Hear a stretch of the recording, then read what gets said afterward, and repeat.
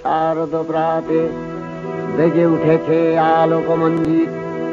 ধরণীর বহিরাকাশে অন্তরিত মেঘমালা, প্রকৃতির অন্তরাকাশে জাগরিত জ্যোতির্ময়ী জগন্মাতার আগমন বার্তা।